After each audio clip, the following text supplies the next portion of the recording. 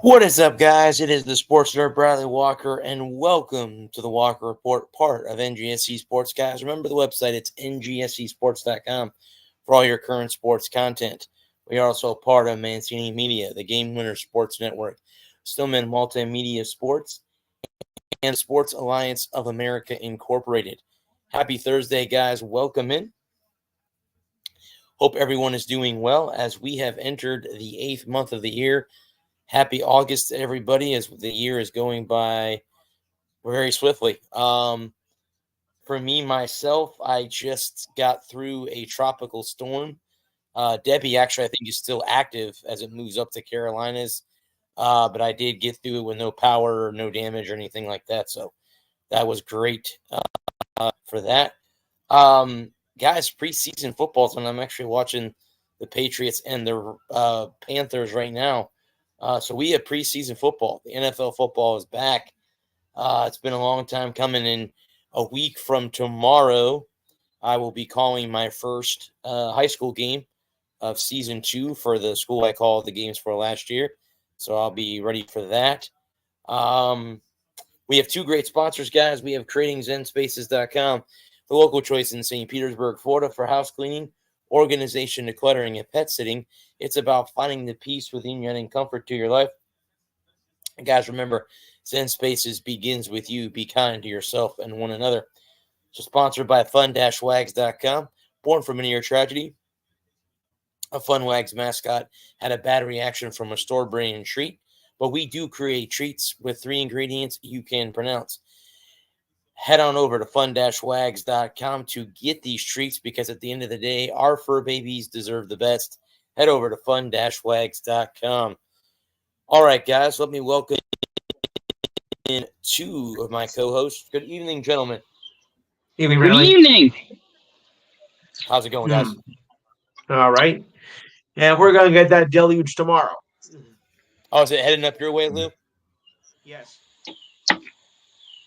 I had to change my battery in the rain. That's all we got. All we got. We have 2 days of rain and wind. That's all I got. So nothing really. Yeah, we had Sunday and Monday. I actually went to work on Monday, and the branch that I work in closed, but we had to finish our work before we got to go home. But still, it was got off early. So There you go. got an early. So All right.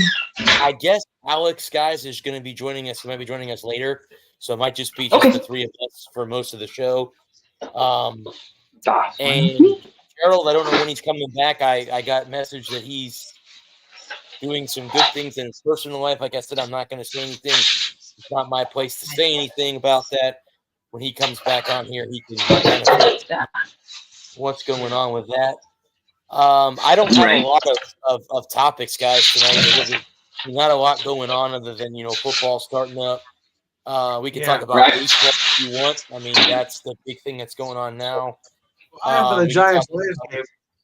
We could talk about SummerSlam, the WWE pay-per-view that happened over the weekend. You want to start there? Yeah, sounds like fun. I had a good time. I have to ask, were you surprised to see Roman Reigns come back? Surprised, no. Disappointed a little bit. Okay. I've never been a big Roman Reigns guy. That makes 2 of us. I think my biggest I just hate it when the title is left on a guy. I think it cheapens the title. I like title changes. Yeah. Everybody had been speculating that Roman was coming back at SummerSlam anyway, and we'll see how they handle him going forward, and maybe under the Triple H regime, it'll be better than he was used with Vince McMahon. But I don't know. I've never really cared for the Roman Reigns character. Yeah. I do love what they're doing. I want to say I don't think Vince McMahon really liked him. I think Triple H is the one that was more of his supporter than Vince was. So Right. I'm curious, like you said, but I'm curious to see how or what they're going to do with him now that he's a face, because obviously he's not a heel anymore. So, and you have a face that holds the title. Cody Rhodes is a face. So I don't know. I mean, speaking of title changes, there was a ton at SummerSlam. Yeah, every title. Every title except for Cody's, right? Yeah, I think so. Yeah. Well, SummerSlam was a lot of fun. I had a lot of fun. Even though most of the guys that I was pulling for didn't win. Shall we start with Liv Morgan and Rhea Ripley, the opener? Sure. That's fine. That was wild. That was wild. Yeah. Did you watch SummerSlam? I watched the Did you get a highlights, chance? but I was Okay. I was at where the heck was I at? Oh, well, that was the night before the storm hit, and I was supposed to go to my buddy's house, but I stayed home because I Just in case. It was going to be like, yeah. So I watched the highlights. Rhea Ripley dislocated her shoulder. Is that what I saw? And then relocated it. Then relocated it. Yeah. That was wild. That was Sick. it was mental. It's why I love Rhea. She's crazy. And I'm assuming, Bud, that wasn't planned. I'm assuming that was an No, I don't think so. No, I don't think so. Okay. I don't think her dislocating that shoulder was intentional. I think that was all. I think that she just did that. Now I don't know if it was real or it was a work. Like I don't know if it was a shoot or a work. I don't know how much work shoot that was. Mm-hmm. You know, that'll be one of those things where 10 years from now, you know, when everybody's doing the chat shows and talking about SummerSlam and, you know, and her talking about that moment, it'll be funny. It'll be interesting to see how much of that was a work versus how much of that was a shoot.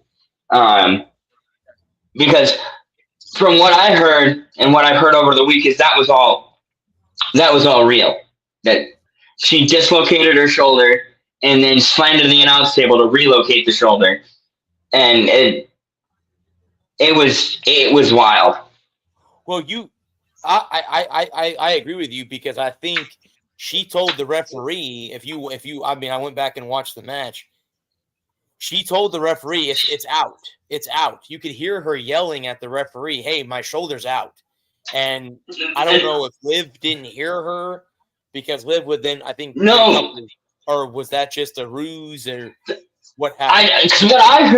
What I heard was don't stop the match. Oh, okay. Okay. That's what I heard. I heard don't stop the match. And so that leads me to think that her shoulder was really dislocated. Now, if you heard it's out, and then I heard don't stop the match, we can put 2 to 2 together. Right. And I think we both can come up with 4. And to me, it would stand to reason that she dislocated her shoulder. She didn't want to stop the match. And so she figured out, she went through a couple of bumps. She took a couple more bumps and figured out a way to relocate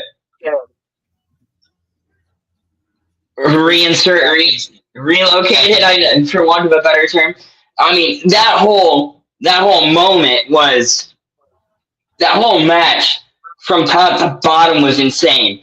And then she goes to give Liv the chair shot and Dom stops her. Yeah. Because that would have been an automatic DQ. And then he sells on Rhea and she takes the chair shot and Liv picks up the win and then Dom kisses Liv. Yeah. Yeah. Oh my God. And then they walk up the ramp and he flicks off the crowd as he walks out. That was cinema. That was Pete. Oh my heavens.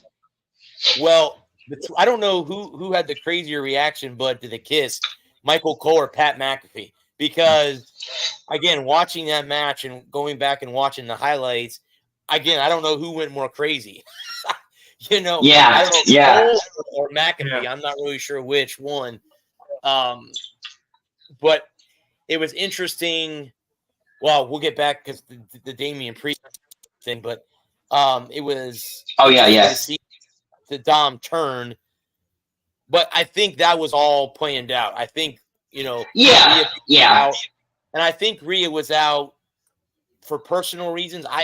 She got married or something. She got married and had a kid. Something happened. Yeah. She was out for a couple of weeks. I'm assuming she got married, went on her honeymoon, and then came back. Yeah, but I believe. I thought she had a kid. She got married. She had a kid. Got married. She was out for like 3 or 4 months with that shoulder. And she then the belt up, right? Is that what happened? She had to relinquish the title. Okay. And it's that's the great thing about this era of WWE is they've gone back to blurring the line. Yeah, right. Between what's real and what's fake. And so it's far more engaging than it was 5 or 10 years ago. Like as a fan of professional wrestling in its purest form, where I like the lines blurred. I like not knowing what's real and what's a work. Mm-hmm. It feels more genuine. Like a lot of people complain about, like people that don't understand what makes wrestling beautiful. Is that we're in on it, right? That the audience is in on it. Yes. That we understand that it's not real. We know that it's a work. We know it's acting. And sometimes bad acting. We come for the theater of it all, right? It's like Shakespeare in the Park. You don't go to Shakespeare in the Park because you go to because like they're actually stabbing Caesar, right? That would be a murder, and we don't go to murder in the park because that's crime, right? Everyone, and like WWE is theater. It's drama. It's synthetic athletics, right? Yes. It's like they have to be they have to either be a great actor or a great athlete to be able to pull it off. Like Brock Lesnar, terrible actor. I wouldn't want to see him in a movie. He would be awful as an actor. Like so bad. Like he's not a thespian, right? He's not to be or not to be. That is the question. But I was the foggiest.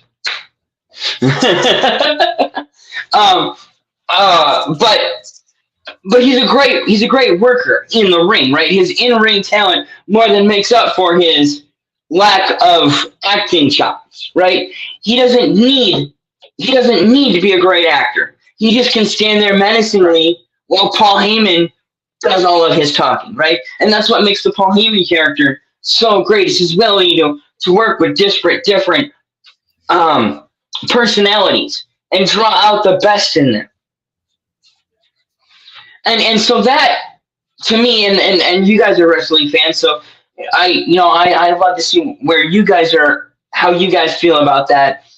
But to me, that's why I watch wrestling, or that's why I watched wrestling. It's why I've gotten back into wrestling, is because the storylines have gone back to being blurred, right? How much is real versus how much is fake? Like, obviously, nobody's taking a neck breaker, right? That's part of the theater. Like, we know that the actors are actually stabbing Shakespeare, but we're willing to suspend our disbelief because we believe in the performances, right? And that, to me, is what SummerSlam did that has been missing, was being able to blur that line between the real and the fake. And moving on to, I think, moving on to what was next after Liv and Priest, because I want to talk about sequential order. What was next? And you guys feel free to chime in on what I've said, because No, I think too. I think that with them moving to Prime for Raw, they're going to get away with a lot more things. They're going to go back. I'm not going to say they're going to go back to the Attitude Era or anything like that, something crazy like that. I think they're probably going to get a little bit more raw with things. Go figure. But I mean, a little bit more pun intended. Creative with what they're able to do now, because it's not on public access TV anymore. It's not going to be on is it Raw's on what? Basic cable. USA. And basic cable. SmackDown's on Fox, right? Correct. SmackDown's on Fox. Correct. So I have a funny feeling they'll probably, whenever the contract is up with Fox, they'll move both of them to Amazon Prime so that they can have both shows. Point of order. The way that they, yeah. Was it? It's Netflix. It's Netflix. Yeah, I'm sorry. Was it Sami Zayn and Braun Breaker? Yeah, Braun Breaker. You're right. That was the next. They shortened that match. It was supposed to be a 12-minute match, but it ended up. But Rhea and Liv went long, so they ended up shortening that one down to just over 5.5 minutes. I was satisfied. I've become, when Sami first broke in, I really wasn't a big Sami fan, but as he's gotten more established and he got away from the bloodline, I really liked what he's done. So Sami Zayn, so I enjoyed that match. Just pulling for Sami, but Braun Breaker is just a unit. Mm-hmm. And I think it was finally his time to take the what title did he win? Was it USA? I thought it was the IC, but I couldn't remember. Intercontinental. Right. Yeah, I see. Yep. So yeah, no. And then was it the Nia Jax match was next? LA Knight's the one. Yeah, she kicked. I mean, that was a good match too with Bayley. She just I thought it was got the upper hand there. And I thought it was the weakest. What's her move that she comes from the top rope? Oh God, like it's like a swanton bomb or something. I forget what she calls it, but it's ridiculous. It is. I don't even think an average man could take that one time, and let alone a woman doing it twice with the size of Nia Jax. She did it 3 times. I mean, yeah, 3 times. Yeah. She did do it 3 times. Right. I mean, and that goes back to what I was, about protecting. That's the thing about wrestling is you got to protect your co-star. And it's about being able to give a shot and take a shot, right? And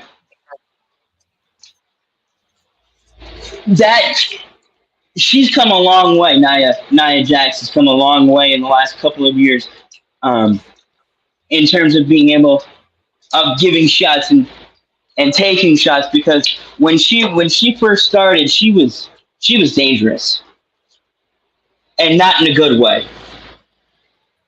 And I think a lot of people too. She was on McMahon's shit list because I think she was released by him, and then Triple H brought her back recently. And said, because she was. We're going to give you another chance, and now she's a champion. So there you go. And she was not a good. People didn't like working with her because she was dangerous, and people were getting hurt in their matches with her. Finally, Done in the bathroom. Got all the groceries put away. I can get on camera now. So I'm happy about that. It's been a whale of a day. There we go. Got the lights going. The camera going. So then was it the LA Knight match that was next? I think that was the next one. LA Knight and Logan Paul. Yeah. I know a lot of people don't like him. I know that he's a very polarizing figure, but I've got to give Logan Paul his flowers because the boy can work. The boy can absolutely work. And they put on an absolute clinic. It was a 100% barn burner. I thought that was match of the night. They tore it up from floor to ceiling, man. Loved it. And I like that the wrestling is getting back to more devastating looking moves. I think that's been missing in the modern era, in the PG era, for want of a better term. I like wrestling that feels like it actually hurts. Like they were selling each other's movesets. Yeah. And I know a lot of people. I know LA Knight's a huge fan favorite. I've never really been. I know Brad, you're a big fan of LA Knight. Can I be honest with you, Bud? When he first came in, I didn't like his cockiness. But then again, he was a heel, and he played that heel role very, very well. But now that he's on face, I guess to me, and I know heels play to the crowd as much, but it seems like the baby faces, like they Seth Rollins, they sing his song. Cody Rhodes, they sing his song. Yeah. LA Knight does the LA Knight, yeah.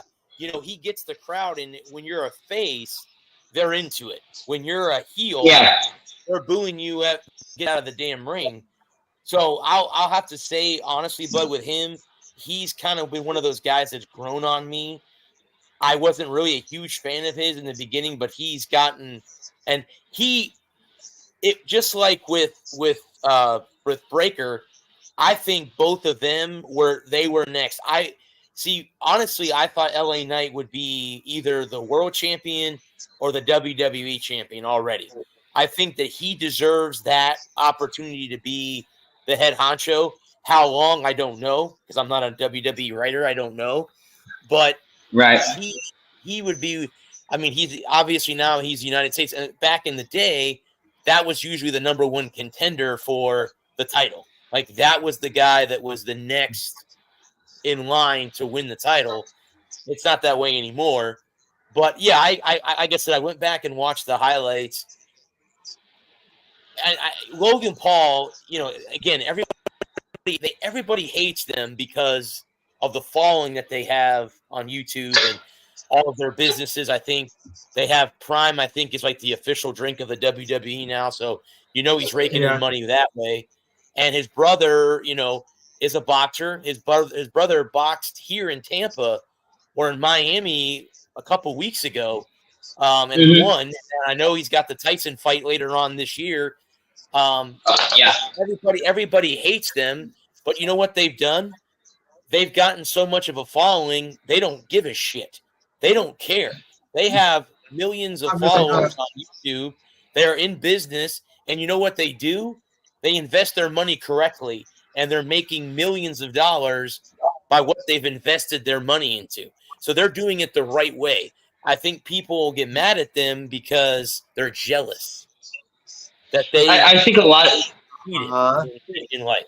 Well, so far, to me, it doesn't bother me because you know what? They're bringing boxing back, as boxing is being outshined by UFC, has been for years.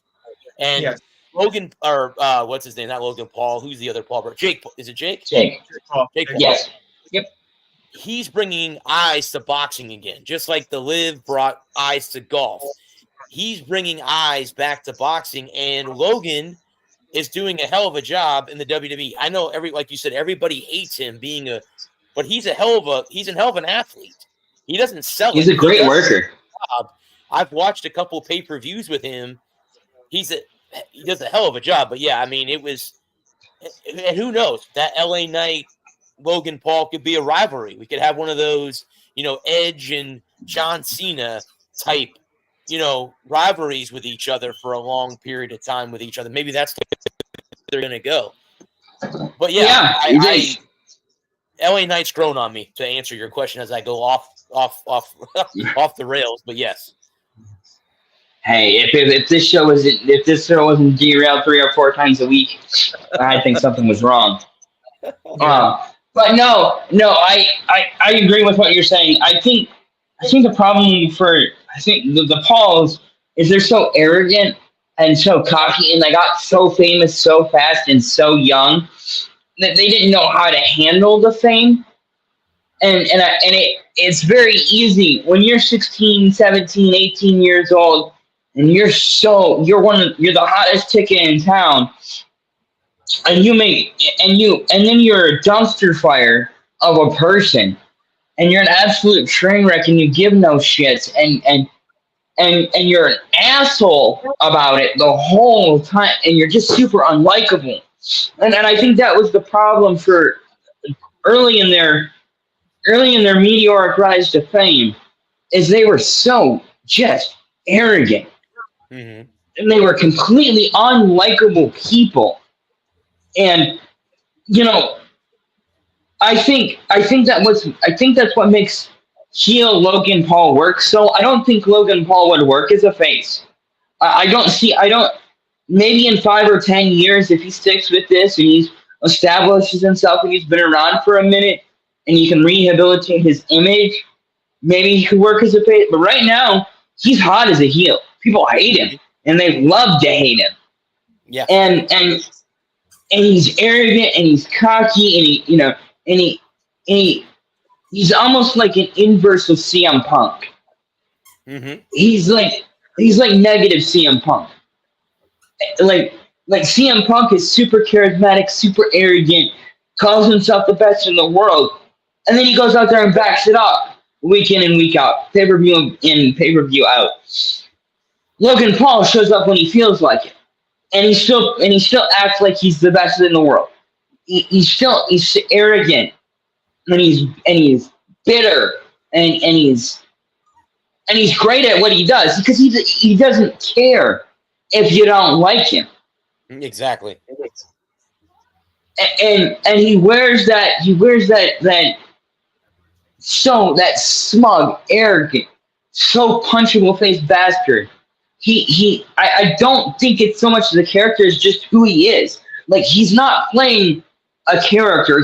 That's just who he is. And so it makes it very believable. It makes it very easy to hate him. He doesn't have to come out and get what might be called cheap heat in the business, where you might come out and say something negative about the city you're in, or the people of the city, or the state. You might come out and make a quip about the state or the territory you might be in. He doesn't have to do that kind of things because he is the bad guy, and he does play a bad guy very, very well. Mm-hmm. Yeah, no doubt. And it makes it very easy. It makes it very easy for a guy like LA Knight to come along and have a feud with Jake Paul, or Logan Paul, sorry, excuse me, the other Paul, with Logan Paul, because it's so easy for him because LA Knight is like the other side of the same coin. Like, he's almost like the inverse of Jake Paul or Logan Paul. Like, Logan Paul might be the inverse of CM Punk, but LA Knight is the inverse of Logan Paul. Like, he's arrogant, he's cocky, he's self-confident, he's, cock steady and head sure. Maybe it's the other way around. And so it makes it easy for people to like him. He's very likable. He's very charismatic. And the thing about it is that they're both great in-ring performers. Like, they're great on the mic, and then when they get in and actually throw down, they can throw down. And I think that really, that's something that's been missing in the rivalries of the last 5 or 10 years, is that you get these guys that can't work.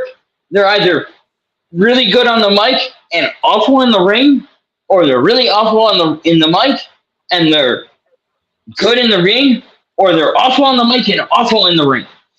And if you look at the guys that have come up over the last 3 to 5 years that all came up through NXT, Braun Breaker, LA Knight, they came up and they're younger guys. They're not like guys like Finn Balor or AJ Styles who've been around for 15 years in the territories, working in New Japan or working in AEW or working in TNA. And you've got young, fresh faces that the kids can enjoy. They may not be the nicest guys, and yet you might have to have a conversation about why Logan Paul he's a bad guy, right? You don't want to be like him in real life because he's a bad guy. So, and I think it creates that thing that was so prevalent. Another country heard from. Right. That thing that was so prevalent in the 90s and in the Attitude Era, where you had to have where parents and kids watch wrestling together, because there were things that mom and dad had that dad had to explain why it's okay on TV, but it's not okay at school. And it kind of, I feel like we're transitioning back to that era of wrestling, where the lines, I know I've said it already, and I probably sound like a broken record, but the lines are blurry again. Where and to get in the next match, is that what was next? Is that Punk and Drew McIntyre? Was that next? I want to say that was next. Yeah, I was gonna say. I think it was, because the match, and then I think it was Gunther, Damian Priest, and then I think I know the last match was Cody and Solo Sikoa, so I do know that. But was there a tag team match in there? I don't know if there was something in there, because Jelly Roll came out and he got in the ring, and there was a spot with Jelly Roll. I think that was SummerSlam. So I don't think that was the night before on SmackDown. I think it's like Jelly Roll and R-Truth and the Miz gave Austin Theory a 5-knuckle shuffle, and I think that's the other thing, that is that celebrities are interested in attending wrestling again, and real celebrities, not C-list celebrities, not washed-up has-beens that have all but been forgotten, and they need a shot in the arm, and the WWE is looking to try and regain some relevancy, so they give a guy a call and have him come down and do a spot. They're getting real hot celebrities that are people that are in the mainstream, that are in the know, in the now, not some guy that was super popular 15 years ago but hasn't been heard from in 5 years. So, guys like Jelly Roll being there, and then there were a couple other celebrities that were there hanging out. I forget, because who was it? It was MGK was there. He gave Paul the brass knuckles. I was gonna say though, one of them was there to give Paul brass knuckles. There towards the end. Yeah. Brass knuckles. Oh yeah. And so, but But this is the reason I brought up blurring the lines and blending real with fake is because I wanted to talk about, I wanted to lay that out before we got to this match in particular, the Punk McIntyre match, which I thought was the best match of the night in my opinion. Like 10 out of 10. I mean, Paul and LA Knight were great.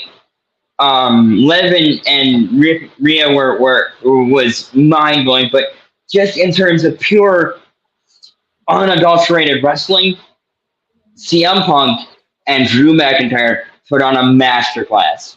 And Seth Rollins, a special guest referee, was beautiful. I'd tell everybody, if you haven't seen because they had him mic'd and cammed up. If you haven't seen that footage is worth seeing. That footage alone is worth the price of admission. It was so funny because I think that what really makes wrestling different from other entertainment and sports in general is I don't think that CM Punk and Drew McIntyre, the people, hate each other. But their characters hate each other. And they do an excellent job of of maintaining kayfabe in that way where they hate each other. Where they can't stand each other.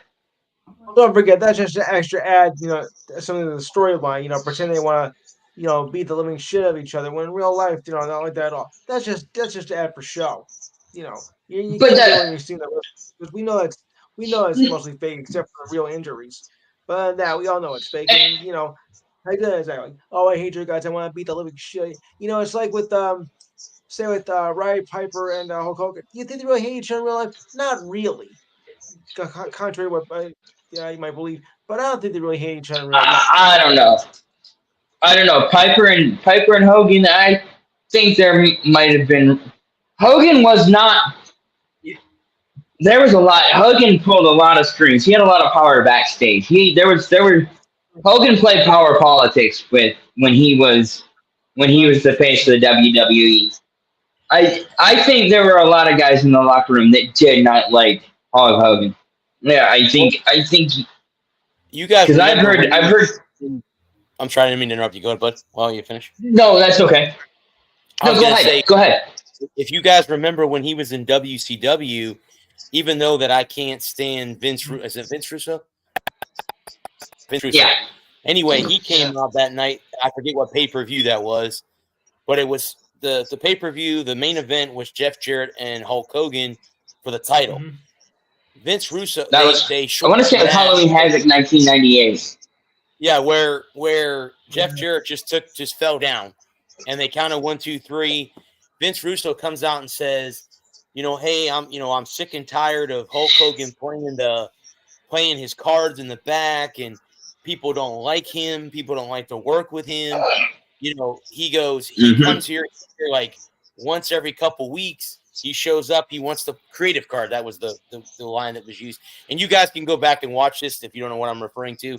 Everyone that's out there watching, you can go back on YouTube and watch it. Just type it in. It's whatever.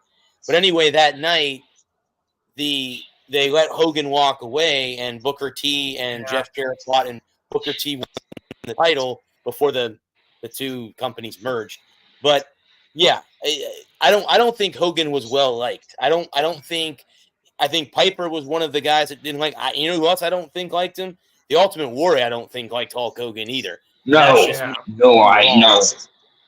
But I don't think Macho Man. Randy Savage cared for him. I don't think Vince McMahon liked Hulk Hogan. I think that there was a time and a place where Hulk Hogan was respected. And I think there were moments in time where Hulk Hogan was respected as a performer. But to respect someone as a performer, like we've all had jobs and we've all had coworkers that we don't like, but we respect them for their ability to do their job. Like, I don't like you as a person. I think you're a complete waste of my time, but you do your job. and you do it well, and for that I can respect that. But we're not going out and getting drinks after work, and I think Hulk Hogan thought that his shit didn't stink. I truly believe if you asked him, the product that he was putting on, he was another guy that didn't like Hulk Hogan was Shawn Michaels. Mm-hmm. They still don't like each other, even 30 years on, and I think that Hulk Hogan thought he was cock of the walk, and there were moments in time where Hulkamania and WrestleMania 3 and pinning, slamming Andre, the first one to ever do it, and the mystique around that, it carried him for years, and being the face of the company, and then going to WCW and the NWO, that was huge. Yeah. That was popular. Just a second. Well, I always the one matchup that I always liked Hogan with. How you doing, partner? I'm all right. I'm still here. I ain't seen you in months. Got any jumper cables? I don't. I am sorry. Is there any way? I know if you're doing something, I understand. Yeah, I'm doing a podcast right now. It'll be a couple hours before I'm done. Didn't know if you could. I want to go to AutoZone and buy some cable. I got you. Yeah, I'm busy right now. I'm sorry. How about tomorrow? You working? I'll be around tomorrow. In the morning? Yeah. At 9 o'clock? 9:10. Yeah. All right. No problem. Sorry about that, guys. No, that's okay. Hey, man, you trying to I help should have. him, I wasn't even. you couldn't help him. It's okay. It's all good. Yeah. Yeah, I should have muted. I wasn't even thinking. So I guess to put it this way, Um, I think you do your job well, but in reality, you're just a wasted son of a bitch. Yeah. I think that's right, but I think that a lot of people don't like. I think a lot of people didn't like Hulk Hogan in the business. I think he was super over, and you kind of just got to deal with it, right? When a guy is over, he's over, and Way over. I think it went to his head. I think it went to his head. I really do. I truly think that Hulk Hogan was. When you're the biggest, when you're the biggest star, when you're the biggest draw, when you're the one that everybody wants to come and see, it's very easy for it to go to your head, and he really reinvented what it meant to be a wrestler and what it meant to be a star in wrestling. And the thing about it is that Vince McMahon, he saw what Hulk Hogan was and tried to keep it going.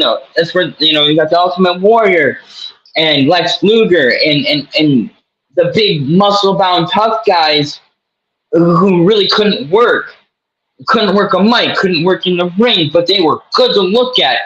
And there was just something about Hulk Hogan that made him special that other guys that were like him, that looked like him, that moved like him, just didn't have. Well, you were talking, Bud, earlier about wrestlers that were good in the ring and good on the mic. Hogan had both of those skills. He was one of the first wrestlers that could talk and back up the stuff that he was saying. You were talking earlier, but about you not liking Roman Reigns. Roman was never that good on the mic. He's gotten a little bit better. No. Yeah. The two that come to mind with who's great in the ring and on the mic is The Rock. Well, there's three. The Rock, CM Punk, and John Cena. Those three are great on the mic, but they're also great in the ring. And that's just they're in a different stratosphere. Those two are in a different stratosphere. But yeah, I mean, I think you're right. I think Hogan got too big for his britches, and the ego kicked in. He's like, you know what? Oh yeah. I'm the best there's ever been, and stuff like that. And Yeah. I'll have to admit, I forget what WrestleMania it was, but it was kind of cool to see him, Stone Cold, and The Rock in the ring at the same time. I have to admit that was so cool. Hogan comes down first, and Austin, the glass breaking, and Stone Cold comes down. I don't know how much respect Austin has for Hogan either, because they're from two different eras. And I know. The Rock's music hits, and everybody goes nuts. Oh my God, he's coming down too. So, Yes. but Was that 17? As far as Hogan goes. But you said great in the ring, great on the mic.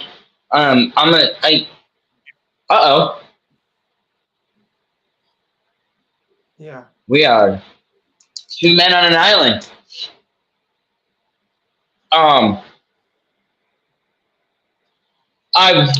But great in the ring, great on the mic.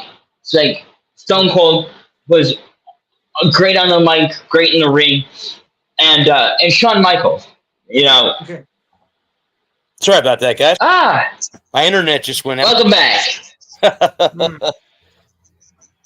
But yeah. So you brought up great in the ring, great on the mic, and two names that instantly come to my mind. You already mentioned one is Stone Cold, great on the mic, great in the ring. Right, I forgot about Austin. Yeah, could do both. And the other one that comes to my mind is Shawn Michaels. Oh yeah, absolutely. I forgot about him. Absolutely. Well, would you say Triple H? I would say Triple H too. I was thinking Triple H, but I know you're not really a big fan of Triple H. I'm not, but H was one of. He's as a wrestler, no. As what he's doing now, you can't hate him. I mean, he's brought wrestlers and storylines back, and he was first taking care of NXT. He did a great job handling, developing young talent, like you mentioned earlier, LA Knight, Breaker, those guys, NXT guys. Fans got to know them before they got called up to the main roster. They didn't go around like Styles and company that have gone around to all the others. Now they're in the WWE. But yeah, I was never a big Triple H fan, but he was a hell of a wrestler, and he's a hell of a CEO or CFO or whatever he is now for the company. Yeah, I mean, he's the one that's in charge of everything. Head of honcho. So yeah. Yeah, but no, he was good on the ring. H was always one of my favorites. As a big Stone Cold guy, one of my favorites, who was neither good in the ring or on the mic, was Goldberg. I always loved Goldberg. I loved the spear. Yeah, I thought the spear was absolutely devastating. Loved Goldberg. Now, when you're a 9-year-old kid, when you're first getting introduced to wrestling, and I enjoyed what Goldberg brought to the scene. Now, as being older and having listened to guys talk about working with Stone Cold or with Goldberg, he was not a safe worker. There is, and I think that's a huge problem for a lot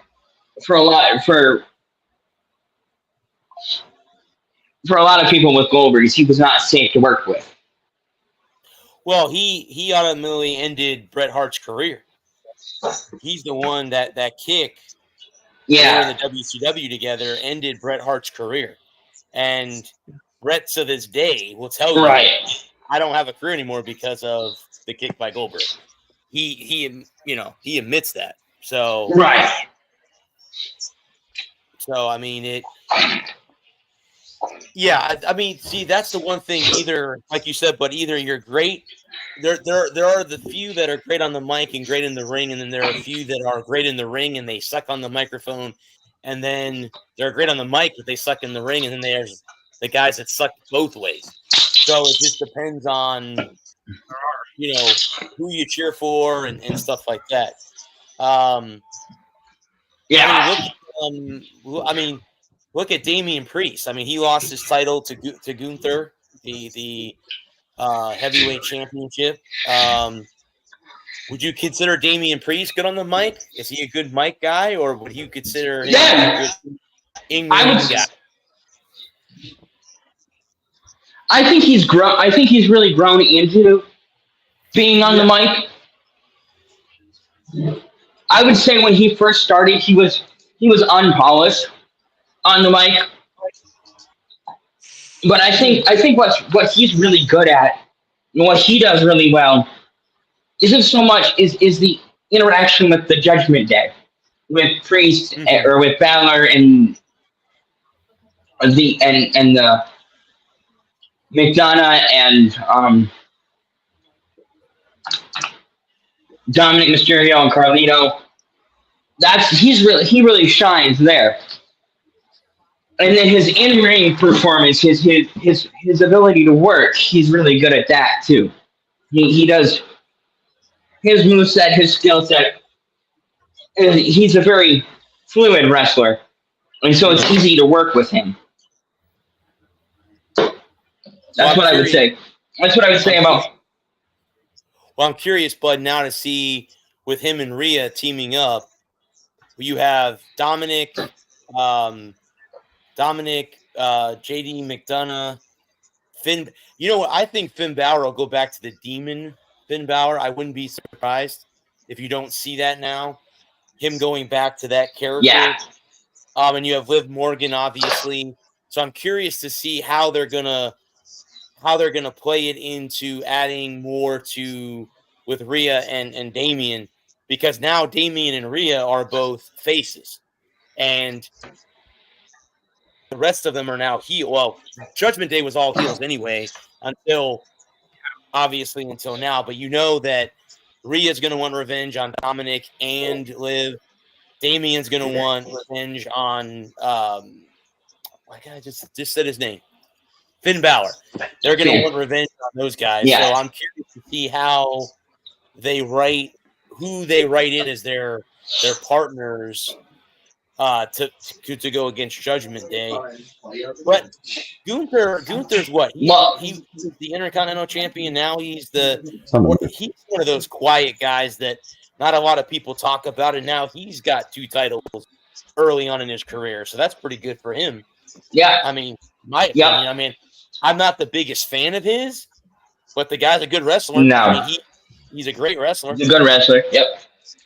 And he's one that I've grown to respect over the last couple of months with some of the outside WWE stuff that he's done. He's actually pretty funny. He's quite interesting. So finding out more about him as a person now that he's won the title and he's doing some more media stuff, he's pretty interesting, and he's grown on me. He's grown on me, kind of like a wart, but he's grown on me. And you have Liv Morgan, you have Liv and Dom, right? And then you have McDonough, you have JD and Finn, and you have Priest and Rhea. Right. So now you have. So then you could have a mixed tag title. You have a mixed tag with Liv and Rhea and Priest and Dom. And then, so, because Priest hates all of these guys, Dom hates Priest, Liv hates Rhea hates Liv, and then, so now you have to have, now you have to create division and tension with JD and Finn and Dom. And so and then you need a female, and then there's an X that needs to come in there, because if you put a female with them, if you put a women's wrestler with JD and Finn, Now Right. you can have a 6-man, Mixed tag team. or just maybe what you do is you have McDonough go out on his own, and then you slot in another female wrestler to take McDonough's spot, and then you got a Finn versus Priest versus Dom, Rhea and Liv versus to be determined. I think that's one way you could spin it. Speaking of new factions that have come in, the Wyatt Six, that's a scary group of people. That's a scary bunch right there. With Sure is. Uncle Howie, who is Bo Dallas, who I think was Bray Wyatt's cousin or nephew. I forget what relation Bo Dallas was to Wyatt. Brothers, right? Was it brother? Yeah. It could have been brother. I don't know. I know they're related in real life. Yeah. Yep. But that group is cool. Again, I like the They thing are about cool. the Wyatt that I always like was the lantern. I always like that to see Bray Right. do that thing out, or they turn all the lights off and everybody puts their phones up. But it was cool to see him carry that lantern, and now Bo Dallas obviously carries it as the Uncle Howdy character who runs the Wyatt family. Yeah. Yeah. That was cool. They but they were not SummerSlam, were they? They weren't. Did they I don't think so. No. Monday night, but I don't think that they were at SummerSlam. No, they didn't. Excuse me. Yeah. And then, of course, the other match was Solo against Cody. And then, of course, Roman came back. I think when that hit, I read a comment. I was watching that video right before I came on here, and somebody in one of the YouTube comments said that finally Roman got his face explosion from the crowd that he's always wanted, because he's not always gotten that crowd appreciation. And now with him being back as a face and him going after, I think you're going to have another match with him and Cody in the future. I don't know if it'll be for the belt. I have a funny feeling now they'll have The Rock and him like they wanted to have it at WrestleMania, and obviously they couldn't. But I think this year coming up, I think you see Rock and Roman in a match, either in a tag match against each other or a solo match.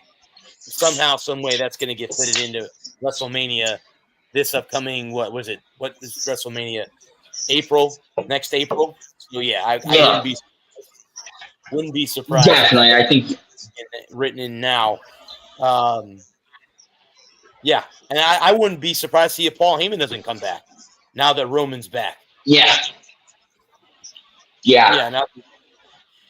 And you made a good point, but earlier you said something about how Paul Heyman was able to handle all those different wrestlers and different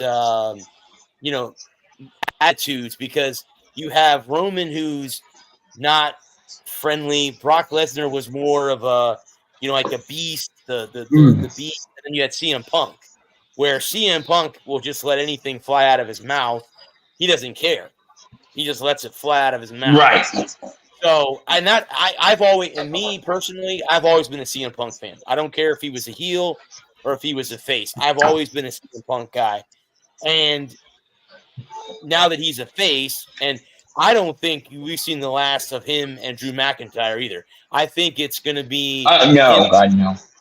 I think it's going to be him and Seth, or it's going to be a triple threat. Triple threat. With those three.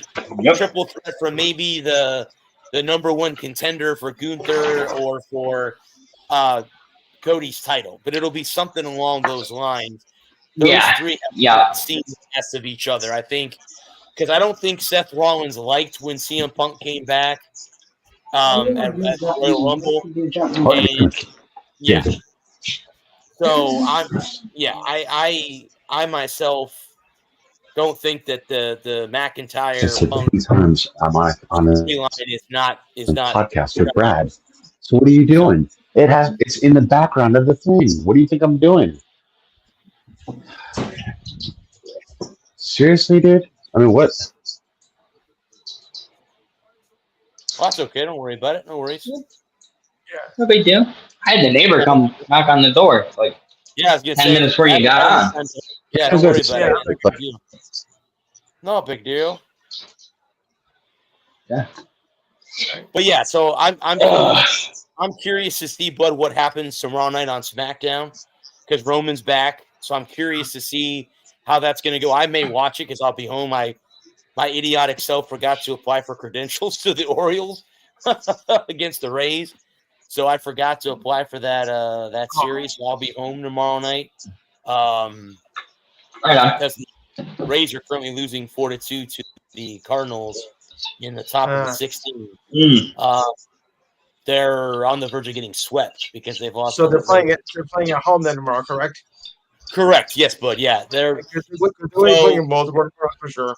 this week they have Baltimore Friday, Saturday, Sunday, the Astros Monday, Tuesday, Wednesday, day off Thursday, and then they have Arizona Friday, Saturday, Sunday of next week. So Well, luckily the place where you are, Yeah. not up here, because they would never play tomorrow up there. Forget it. no, well, Don't even the- try. with that storm coming, I don't think that would Oh, happen. no. No. With Debbie coming up the coast. Yeah. Nah, there's no way. There's no way they're playing baseball.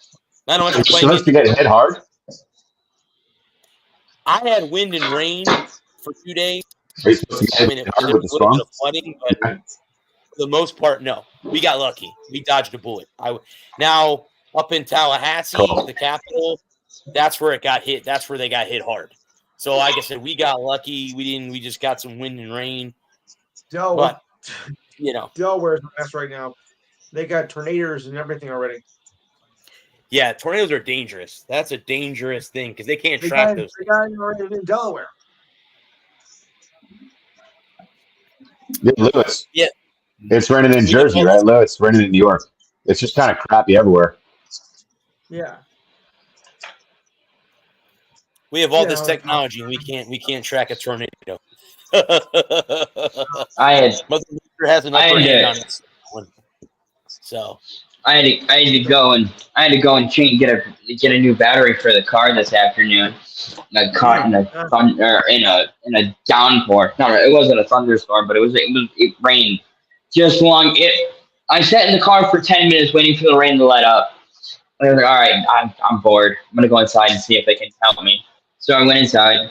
Yeah, we got one, so I paid for it. And he's like, yeah, I'll come change it for it because I did the core fee and all that. So I just had him change it out for me. And it rained the whole entire time we stood out there changing the battery. And the second we got done and I went over to get dried off and everything, it quit raining. of course it did. But if I'd have waited another 20 minutes, it wouldn't have quit raining. It'd have rained all night. Well, dude, come on, man! It rained the entire time that me and you were in North Carolina. It rained from the time I landed in Charlotte to the time I left. That sucked because I wanted to go see the race with you, and that was the whole point. And it rained. It was cool to see the Hall of Fame. That was cool too. But oh yeah, of course. That was really cool. Had it been us being able to go to the race and see the Coca-Cola 600, that would have been even better. So.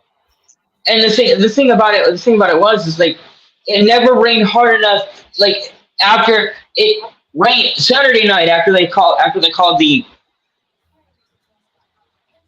Xfinity race, it let it go and it rained pretty hard and it rained steady.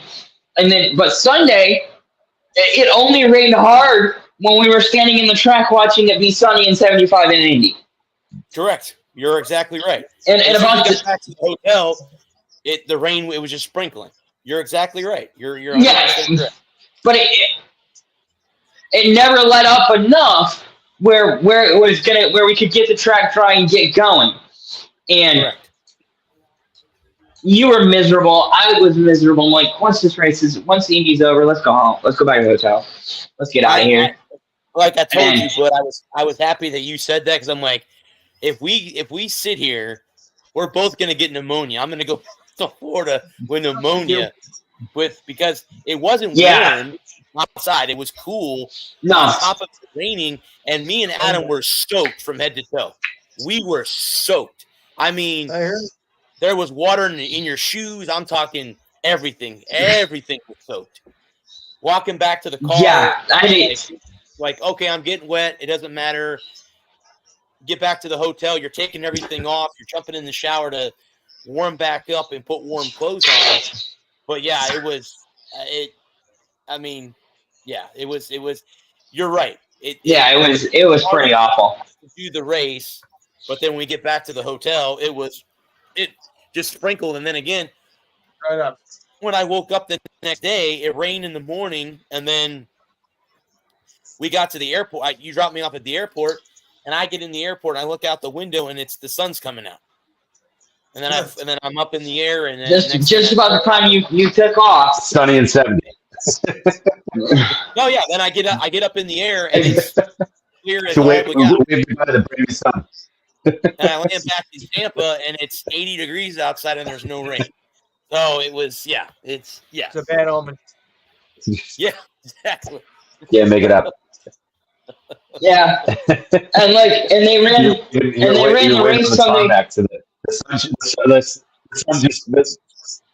just comes down and you're waving goodbye again on the flight.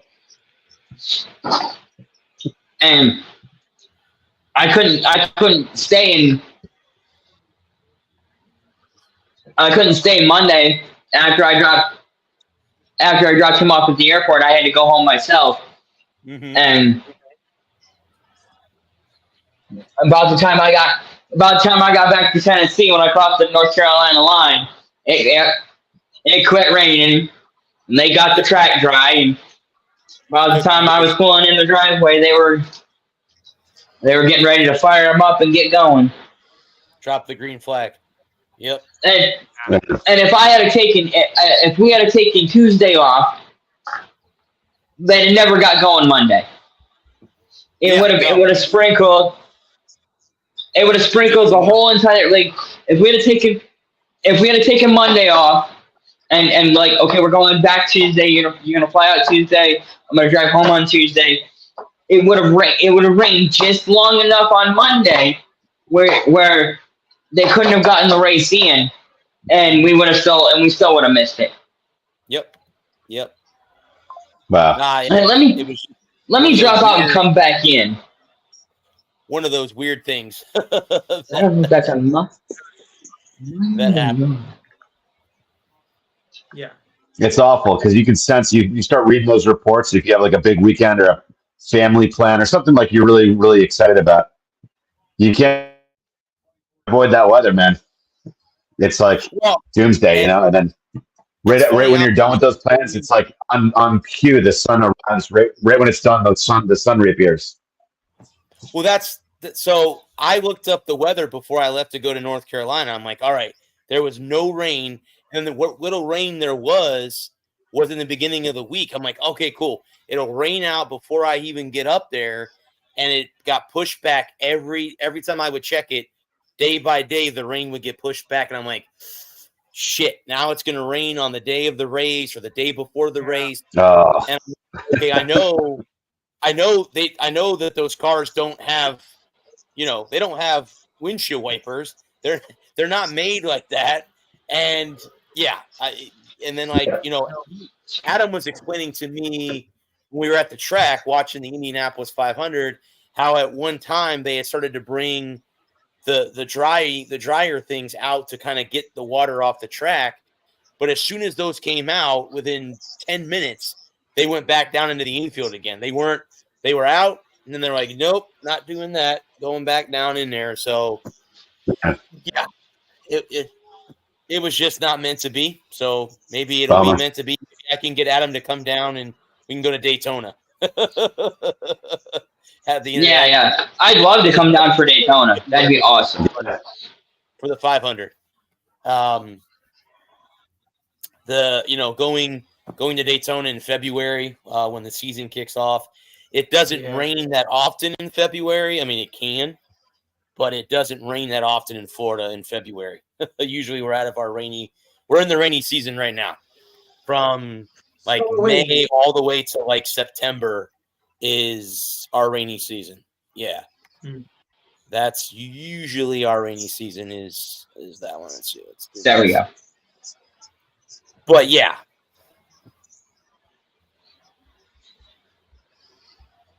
Runners on first and third. I think StreamYard is struggling tonight. Yeah, I mean, I got cut off, but too, and then I came back on. I mean, I didn't even usually it'll slow it down, and then all of a sudden it'll tell me that the internet's low. It just cut me off when I got off before, and then I'm like, okay, didn't even warn me. So yeah, well, I dropped and came back in, and then it kicked me out. It bumped me out. So I don't know.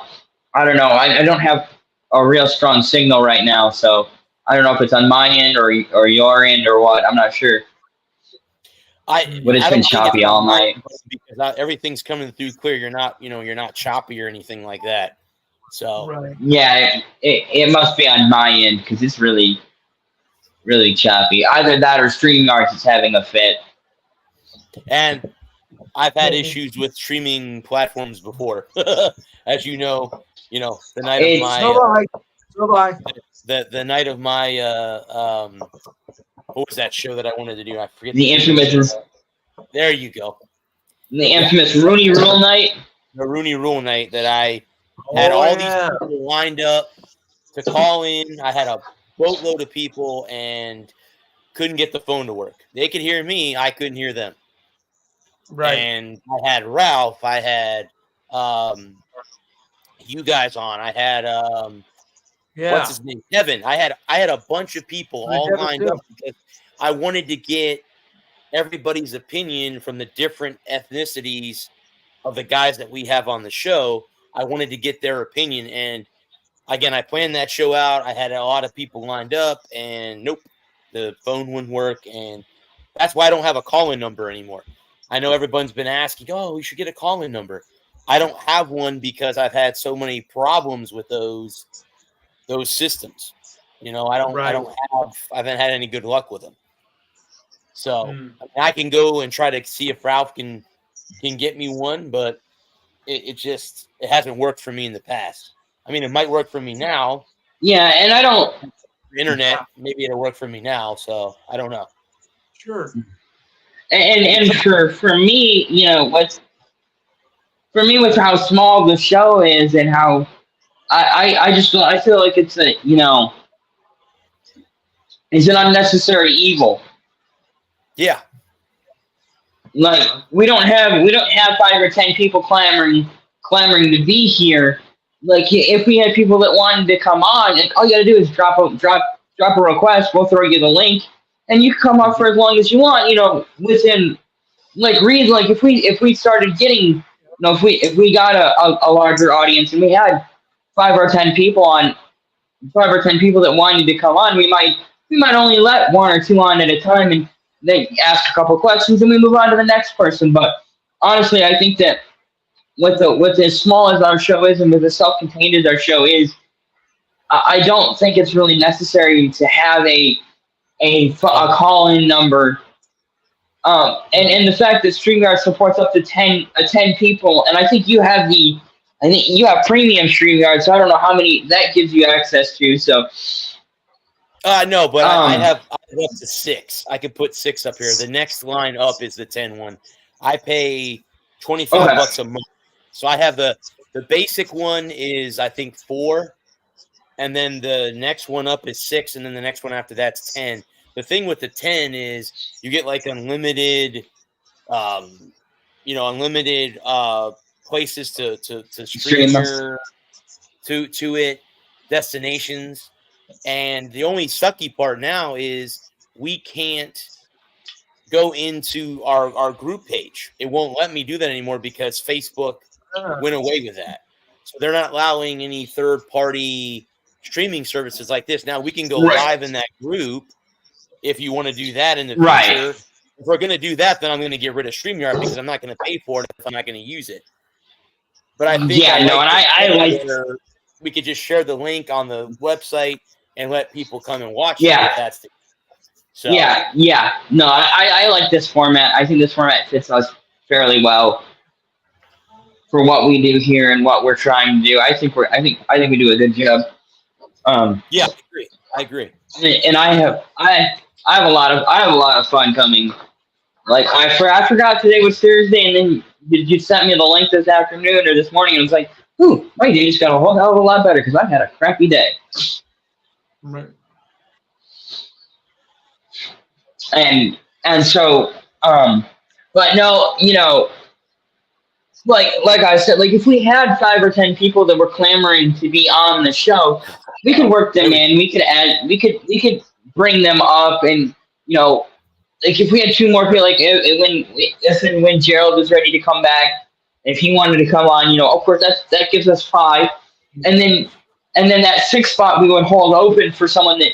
And then I think that if we ever did get that big, then we, like that 6th spot is reserved either for a guest. Like if we have an actual guest on, then they get that, and they're allowed to be here as long as they want.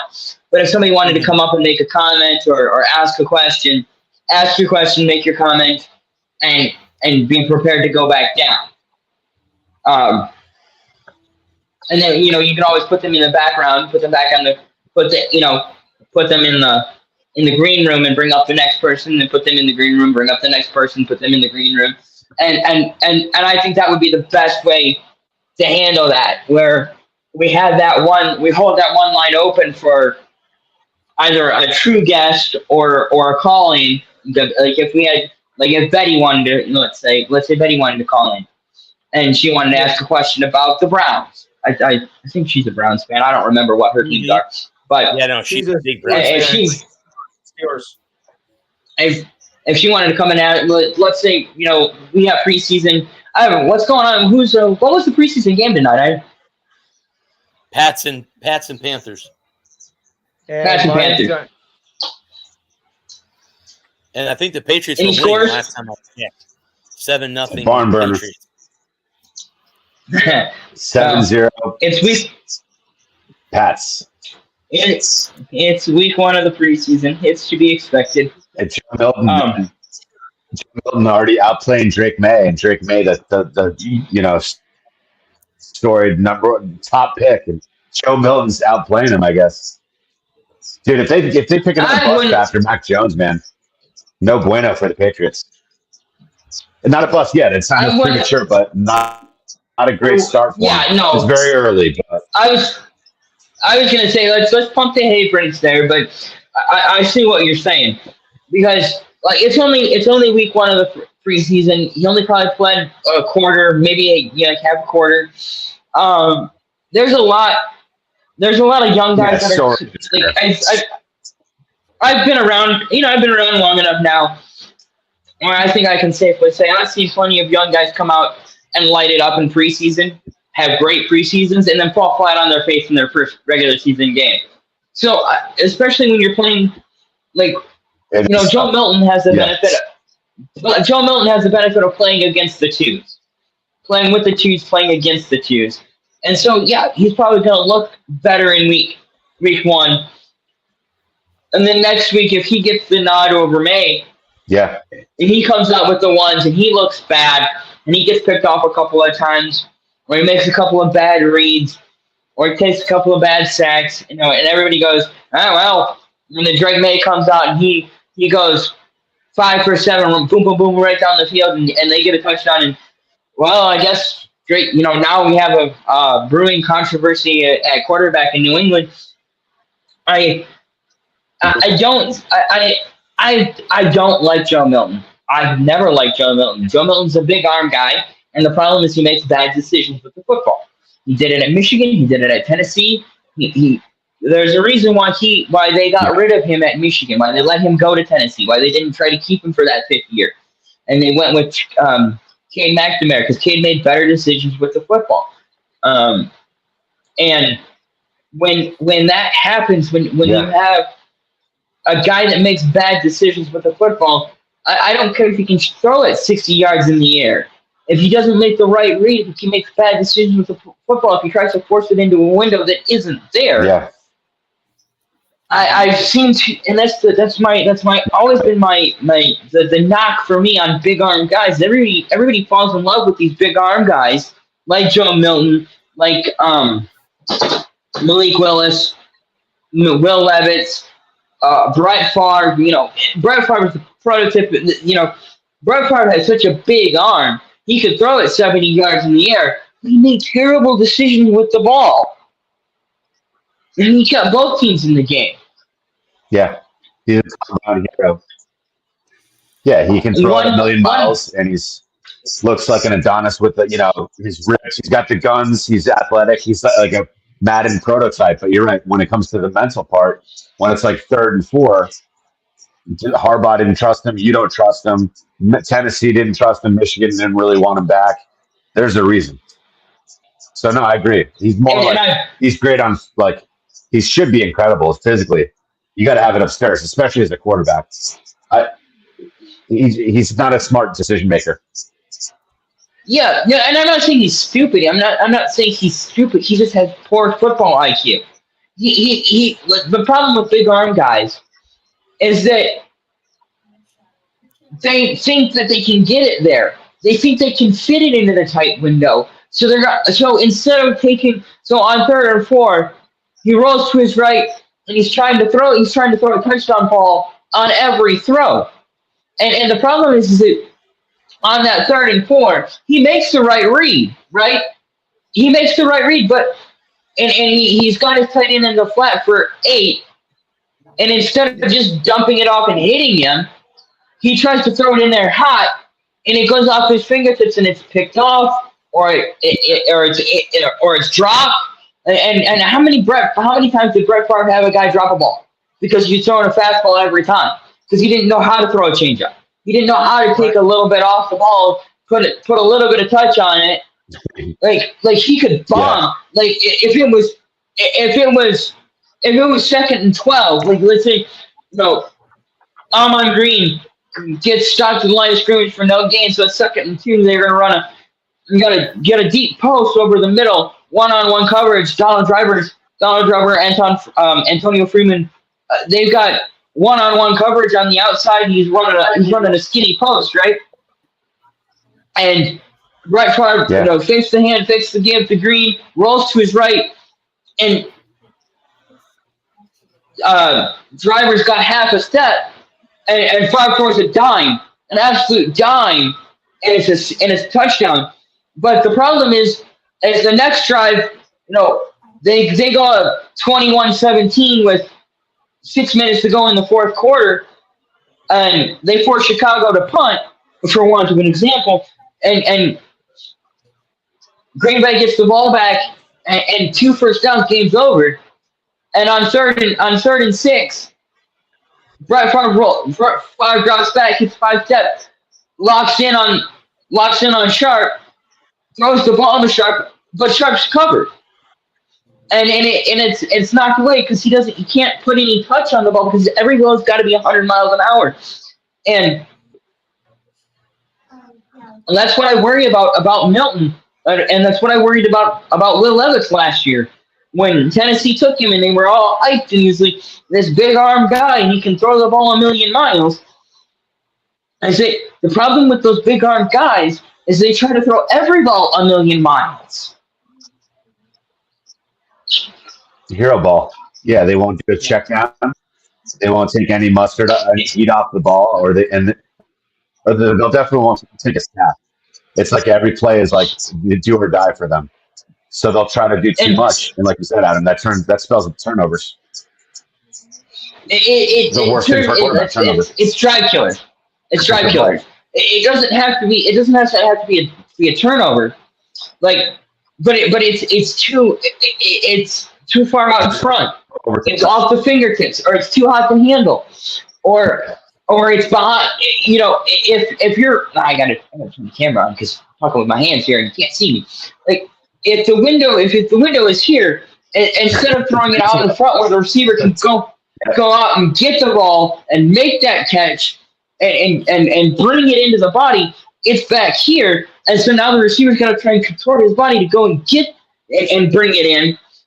And whenever I was playing catch, I like the ball high. Give me a ball a little bit out in front of me so that I can reach up and get both hands around it and pull it in. And don't throw it behind me. Don't throw it.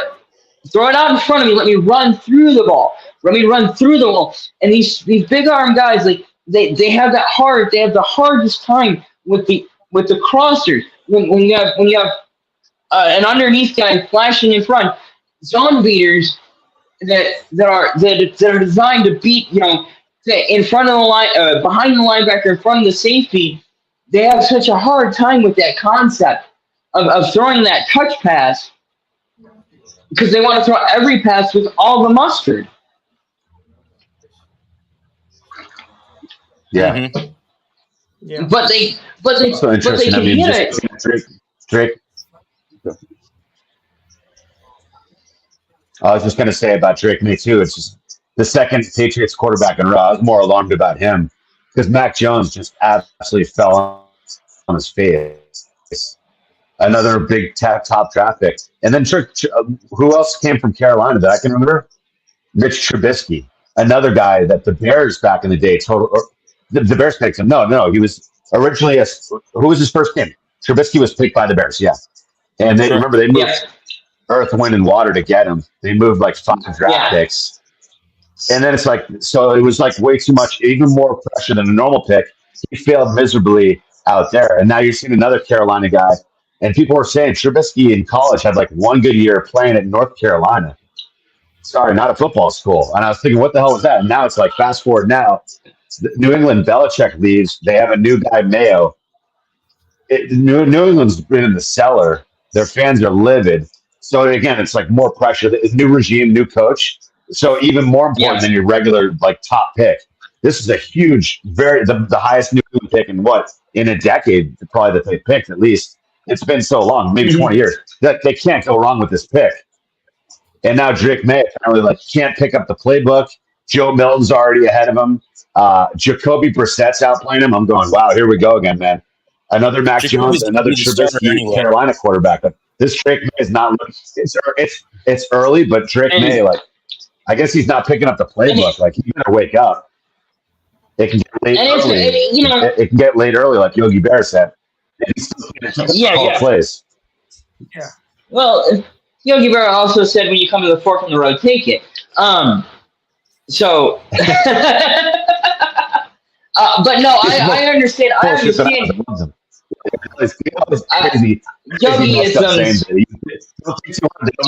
is man. Yeah. But no, I understand. I understand where you're coming. But it's I understand where you're coming from. It's way too early.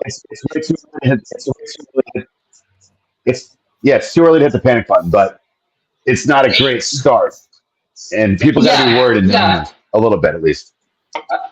I understand where especially after the sustained success that you've had for the last 20 years up there. Yeah.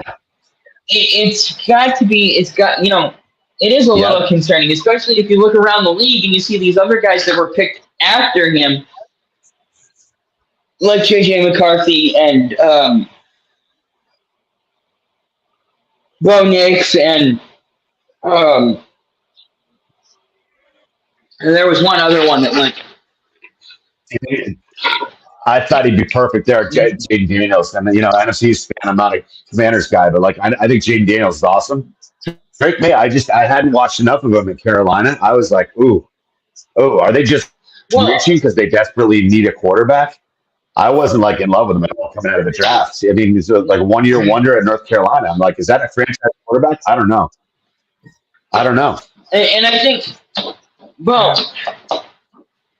it's so hard because you had the top of the draft stack with Jalen Daniels and Caleb Williams, and then it was like you had Caleb Williams clearing away number one, and then you had Jalen Daniels and Drake May, where a lot of people had them 2 and 3, and then you had Bo Nix, and then there was one other one I cannot remember the name of now. Michael Penix. Yes. Michael Penix. Thank you. That was Jr. it. Yeah, Michael Penix Jr. and J.J. McCarthy. I like him more than May. Who am I? But like, there was who should And the Caleb big, Williams. There's a whole and shuffle of everyone had a different opinion. Some people like McCarthy. and everybody, the knock on McCarthy was that he didn't throw the ball enough.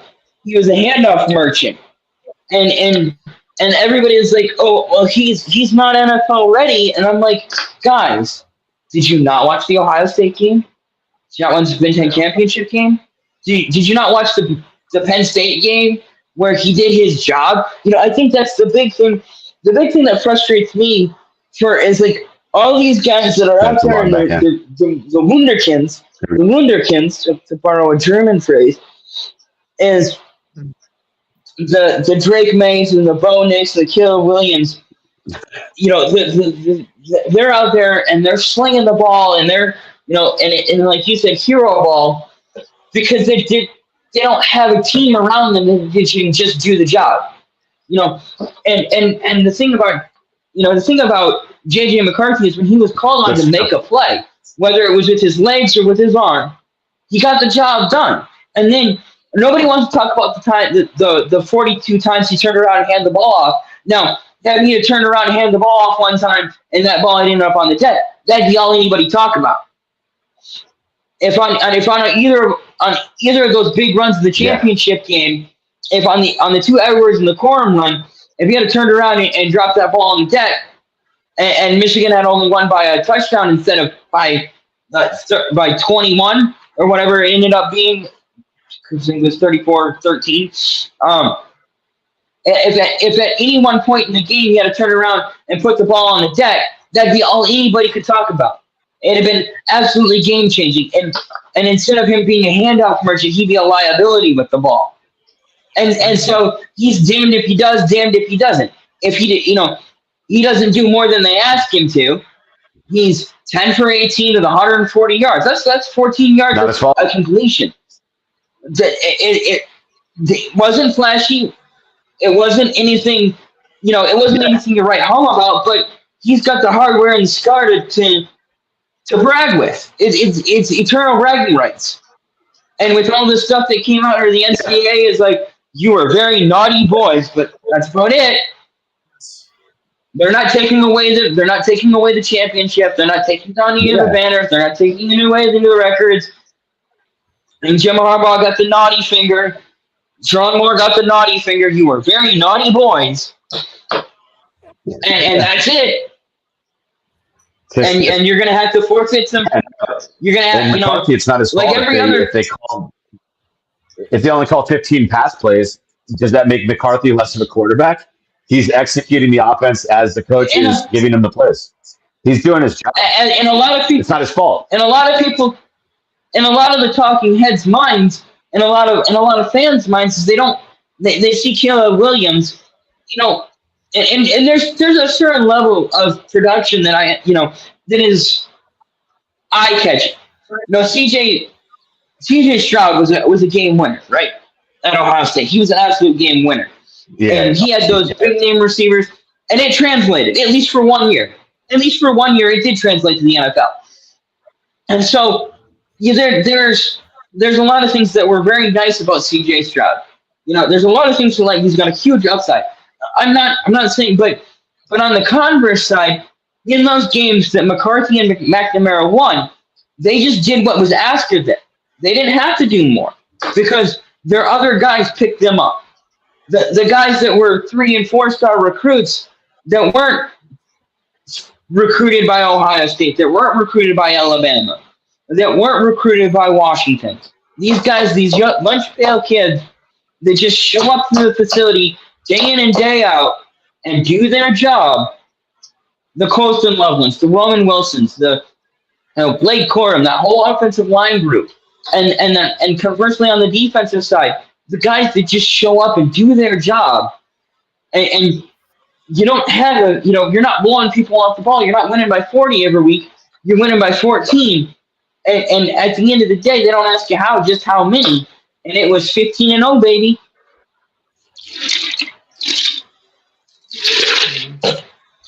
And as a fan of football and a fan of winning, at the end of the day, I don't care if we win by 1 or 100. Just don't lose. And when and the thing about it for me, watching all 15 of Michigan's games last year, JJ McCarthy played one bad game, and it was when he was pressing. He was trying too hard. He was trying to do too much. They slowed him down, and they sat him down and slowed him down, he played flawless. Which game? No, it was the Bowling Green game, week 3. It was the last non-conference game. He threw 3 picks and looked terrible, and he looked bad. And they won convincingly. They won handily. It happens to everyone. They won going away. But JJ looked bad. He looked like he had a rough night. But he bounced back the next week, and Everyone he has a just tough did day what at he was work. Everyone has a tough day on the field. Like everyone's human. Everyone can have a bad day. Yeah. Sure. And it was in a game that really didn't, in the grand scheme of things, didn't cost them anything. And when you have a throwaway game like Bowling Green, I kind of think that they weren't asking that much of him, and he was trying to do more than they were asking.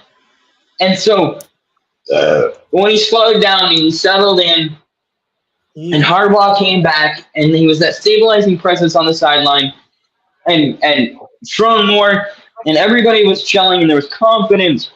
Yeah. He settled in. He made the right reads. He made the right throws, and now looking what he's done in Minnesota's training camp over the last couple of weeks, he's a star in the making.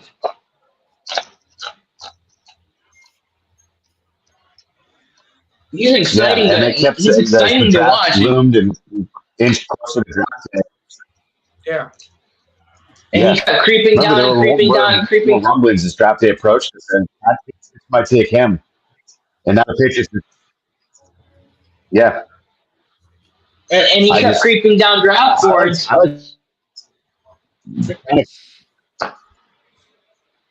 And a lot of the pundits didn't. A lot of pundits and fans didn't. We'll see how it shakes out. Pass the eye You gotta test. give a guy like.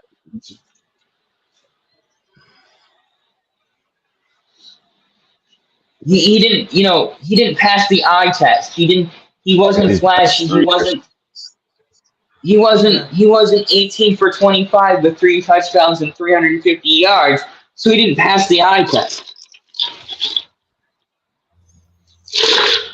But in the biggest games of the year, he didn't cost his team a win.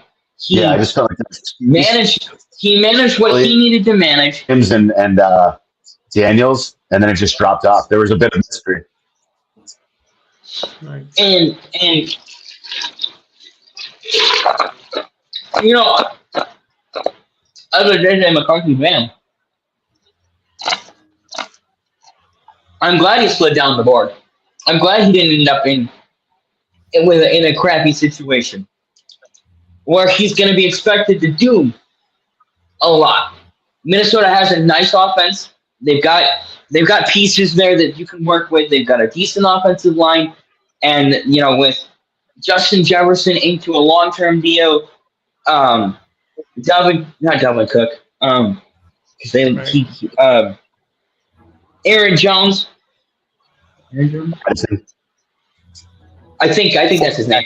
The running back. The former Packer. The former Packer. Yeah. There's a lot to like in Minnesota. Addison, the former number 1 pick. Yeah, 2 awesome receivers. They have a good defense. I think that It'll be better division's going for, to be McCarthy. interesting to watch this year. Yeah, I think- I'm not sold on Caleb Williams at all. Apparently, he's got a huge ego. He's already walking into the Bears locker room, like telling the veterans how to act. That guy was crying. He was being a total diva. I need ownership of whatever team drafts me. He's got like that crazy posse. Like his group is like trying to take over the Bears. The guy lost like what were they 500 at USC? I'm not totally sold on big brain, big ego Caleb Williams. I'm not sold on him. I like Daniels the most. I like McCarthy too. I don't know. I don't root for anyone's demise, but I'm not going to be crying if Caleb Williams struggles and doesn't make a Pro Bowl, or if the Bears flounder with him. I'm not going to be too upset about it. Williams rubs me the wrong way. I'm not sold on Caleb Williams. I've never been. I don't see it. No, I don't see it. I'm not like head over heels for the guy. It's not a surefire number one pick to me, and not like an all-pro franchise quarterback right away. I don't. But I mean, look, he's gonna have Keenan Allen, Romeo Oduzzi. Who's the great receiver they got from the Panthers too? Who'd the Bears get? Their number one receiver from the Panthers. DJ Moore. I mean, either way, Caleb Williams has a ton of weapons. I don't know. DJ Moore, yeah. More Keenan Allen and Romeo Oduzzi from Washington. Penix's weapon. He's got the weapons. I don't really want to see him succeed. I don't like the guy for some reason. He's got a huge ego. Yeah, I like him either. I don't see him. I just don't see what everyone else saw. I don't know what everybody else is seeing that I'm not. Because I agree with you. I never saw anything special from him. Yeah. I was never overly impressed with him. And I know SC's defense was bad, and that didn't help him at all. But looking at his attitude, looking at the way he lost versus how he won, I didn't see him. I just didn't see what everyone else saw in him. I still don't know what everyone. And you know, I've been wrong before, and I'll be wrong again. But I think the Bears bought a bill of goods, man, because he could be a bust. I think he has every hallmark. He has all the hallmarks of a bust, of a huge bust. Like you said, he's arrogant, fragile ego, he's cocky, fragile ego. Yeah, tough place to play. Chicago's not friendly. Yeah, and I think if they versus California, cold weather. Yeah. A lot of negative strikes already, kind of working against them. And I think if he struggles early, the Bears start out 1-3, 1-4, and he's playing badly. Like if he's got 4 touchdowns, 12 picks in the first 5 games, and they're struggling, and he's having to answer questions in the press conferences.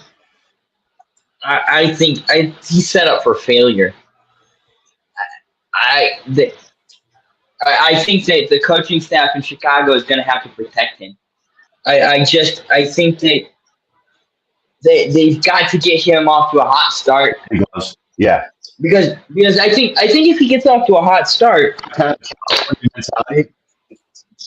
yeah, Chicago's blue collar, cold weather, some badass, some ballsy, like blue collar tough. You know, it's the Bears. The Bears. That's lunch pail.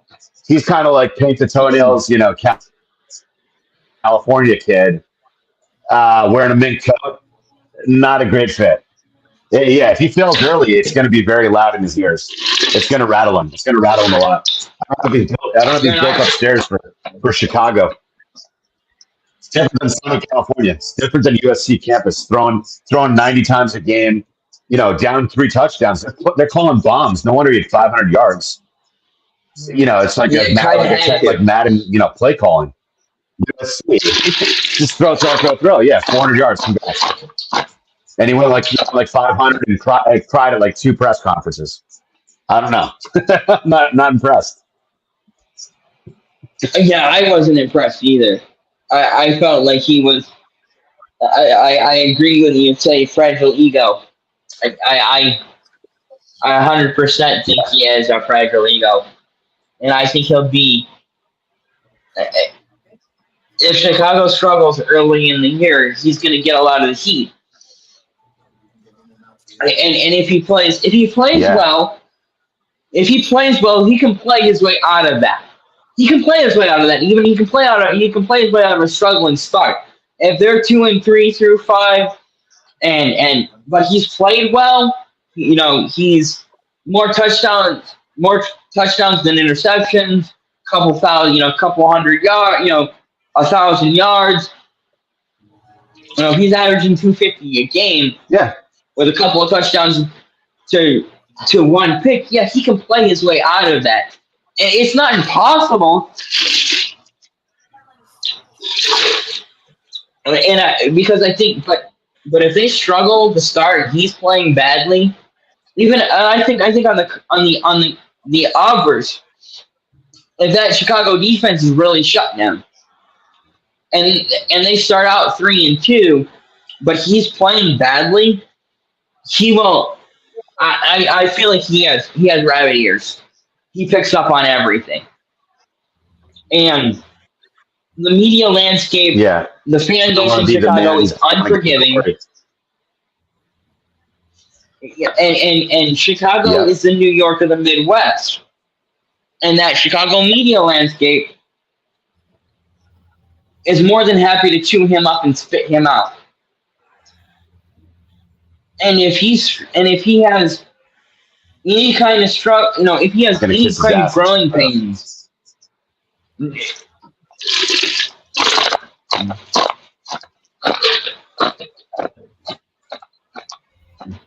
he struggles at all, and especially if Jordan Love and Jared Goff and JJ McCarthy or Sam Darnold, whoever they end up going with in Minnesota, are playing well. If Sam Darnold, Drake May, or JJ McCarthy, Bo Nix, Drake May, and Jalen Daniels are all playing well, and Caleb Williams is the only one that's struggling, he's going to draw. He's everyone that came after him in Chicago, because that's what happened to Mitch Trubisky. As Trubisky came into Chicago as the savior. Excuse me. Yep. And they passed on Patrick Mahomes.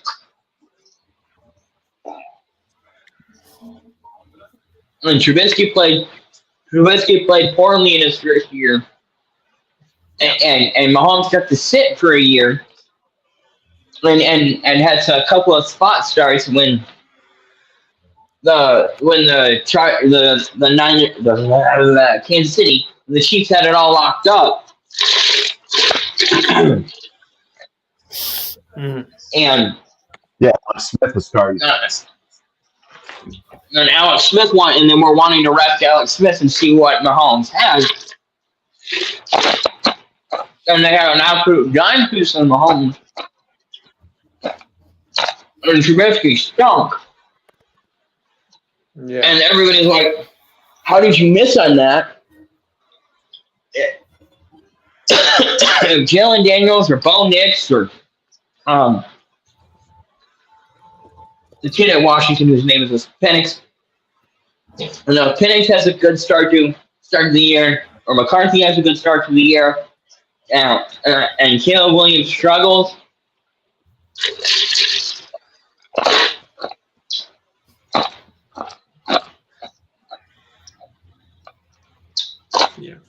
I thought Penix was so awesome his entire career. And he was like a B- in the championship game. So people sunk Penix's stock. Penix worked his ass off to carry Washington to whole new heights as a program. I thought Penix is a pro quarterback. And he kept slipping and slipping. I thought the Raiders could have taken him. The Falcons took him. We'll sit behind Kirk Cousins. I think Penix could maybe end up better than Caleb Williams. Who knows? There's a lot of uncertainty in these quarterbacks. It's so early, but there's definitely no Peyton Manning or Andrew Luck that just got drafted at quarterback. There's no automatic kick-ass franchise QB that we've seen yet.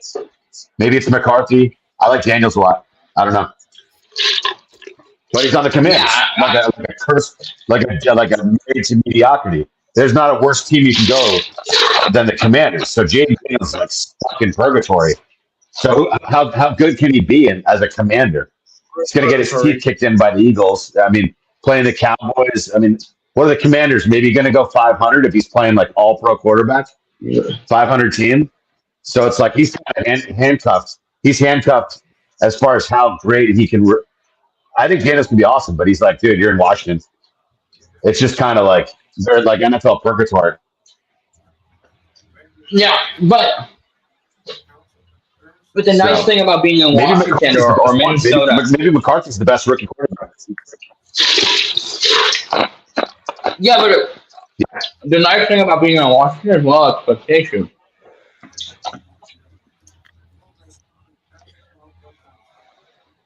So even if he comes out and has a couple of rough months, and gets it turned around at the end of the year, and they end up going 500, they can really build on that next year. True. And make a difference. Right. It'll be a good place for him to grow. They can give him a long leash and time to develop. It's not going to be win now like Caleb Williams. Or like Drake May might get booed by mid-season if he sucks. Yeah, Washington, you're right. It's kind of low pressure. Maybe that's good for him. Yeah. And they have a couple of pieces there in Washington. They have that running. They've behind Dodge. recently. They signed. They have Austin. They have Austin. Yep. Austin Eckler. Yeah. Oh, that's right. Yeah, no, Washington's always they've beaten the Eagles plenty. Like they're not. Yeah, they have weapons. They could go wild card. Mm-hmm. Especially if Who knows? Because the Giants are so bad. the Giants are a Dumpster fire. Washington. Maybe Yeah. Washington's a wild card if Daniels plays great. I think it'll make that NFC East more fun too, having him there. Okay. Washington is trending in the right direction. I'd say Washington is trending in the right direction. I think the jury's still out on Chicago. I think that the jury's still out on Drake May. I don't know if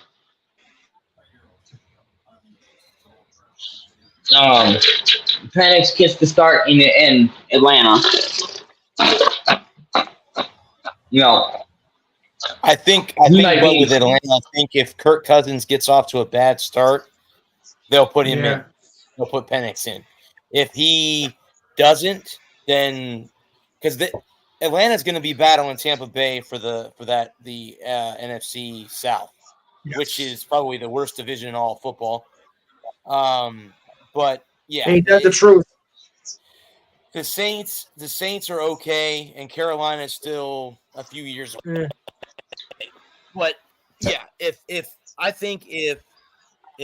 Kirk Cousins gets off to a bad start, Penix will be in there because they'll say, "Why did you pick him so high? And you're not going to give him a chance to start."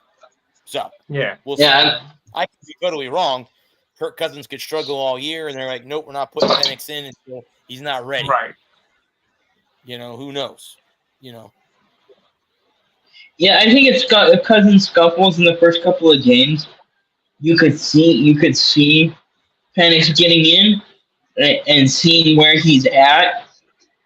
But like if Cousins is if Atlanta gets off to an 0-3 start and Cousins has that Achilles is still bothering him, they might start Cousins week 4 and have him on a short leash and go get him and let the kid go out there and see what he can do. See if he can get the competitive juices flowing.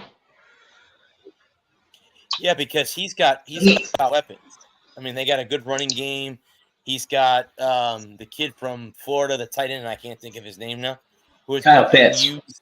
Kyle Pitts, who's been unused Yeah. in that offense. Drake London. Drake London's another one. I mean, he's got weapons in Atlanta. I mean, obviously Desmond Ridder. Those are 3 top 10 picks. Skill positions. Awesome. Yeah. Awesome weapons.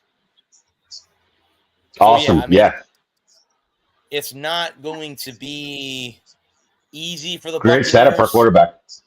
But yeah, I think it's like Adam said, if Good he line. scuffles, if they go 1-2 or 0-3 in the first 3 weeks, week 4, they'll send him out there to start. If he struggles, they'll pull him and then they'll put Penix out there to see if he can get. And see what the kid's got. Correct. I agree with that. Yeah, because you got the heir apparent. Like, if they're 3-0, and Cousins has struggled. Yeah, I mean, now that they needed a quarterback for like 3 or 4 years. Now the Falcons, all the Falcons need was a quarterback. Now the Falcons have 2 quarterbacks. It's a playoff team. Falcons, I think, playoffs. And who knows? Cousins could be traded. Cousins could be on the trade block. If Atlanta, let's say Atlanta is 5-7 at the trade deadline, or somewhere in there. If they're 2 games under 500 at the trade deadline, and there's a team out there that needs a quarterback, a team that's a quarterback away. Let's say the Lions. Let's say Detroit is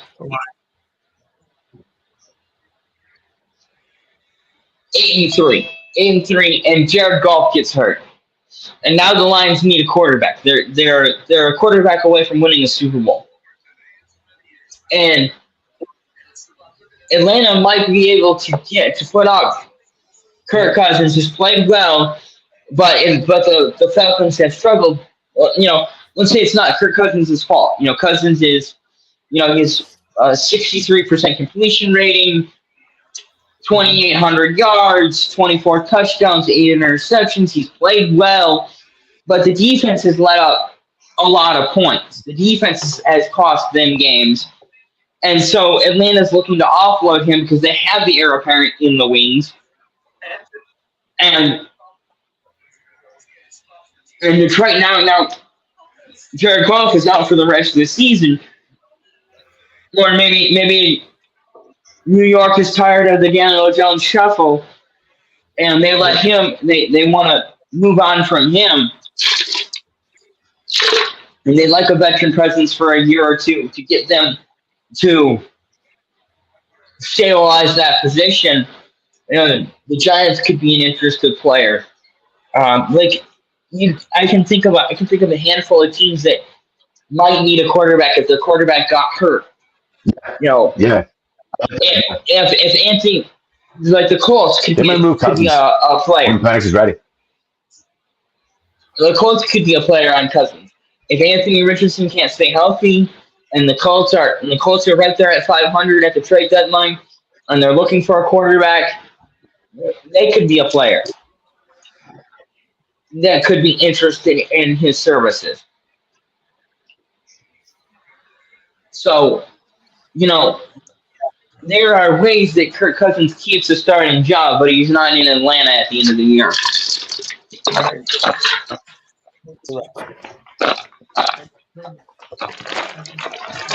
Yeah, I mean, it was crazy how that shook out. The Falcons have been desperate for a quarterback for like half a decade. They give, I think, way too much money, a huge deal to Cousins. We're finally set in Atlanta. And then they turn around and draft Penix, number 7, like a month later. So quarterback overload. They needed one so badly they went out and got 2. I think for Atlanta, when you have the opportunity to draft an heir apparent, it's so hard to let him walk. When you get a chance to draft a quarterback like a Michael Penix, at the end of the day, 7 or 27, not everyone gets to be lucky like Green Bay and draft Aaron Rodgers at 24. Sometimes you just got to pull the trigger. Sometimes you just have to pull the trigger. Okay. Cousins is probably like, what the hell? I thought it was my team. Now it's Penix. Cousins just arrived. It's got company. And Yeah. and I, you know, from Cousins' perspective, I can understand where he's coming from. Where it's like, man, I signed with Atlanta because I wanted to be the starter. I wanted, they didn't have a quarterback need. They needed a quarterback. I'm the quarterback they needed, and now they got this young buck waiting to take my job. I'm training my replacement. Before his first day on the clock. And maybe that's the motivation that Cousins needs to finally get over that. Yeah. Mental block on in big games. That And push. Cousins is no Aaron Rodgers. Hey, look, Jordan Love sat for what, 3 years? Penix can sit for a year, maybe 3 years. Who knows? He could sit for a year or two. I think it's the 3-year deal Cousins has. So. I think the first. Penix can sit. I think the first 4 to 6 games of Atlanta's schedule will determine how long Penix has to sit. Because, like Brad said, I think if they struggle in the first 3 games, if they scuffle and it's obvious that Cousins is not right, if that Achilles has not healed right, then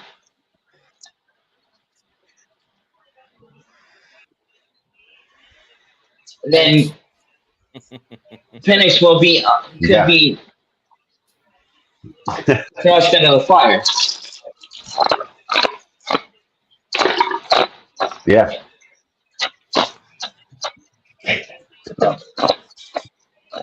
All right, guys. Well, before we go, sad news. I don't know if you guys heard Billy Beane passed away. Yes. Yeah, I did. Moneyball. And right before we came on the show, former PGA star Chichi Rodriguez passed away at 88. That I came did not. just a little while ago. 88 years old. But yeah, again, thoughts and prayers to both of those families. Billy Beane, obviously, Moneyball. We've seen the movie. Brad Pitt, about what he did for the A's and stuff like that.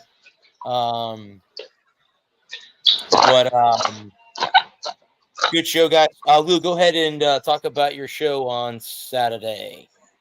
Okay, if assuming I have power, the Enhanced Sports Show will be on Saturday, 4 to 6 p.m. Or I can do it in the dark, whichever way works. Well, we'll discuss.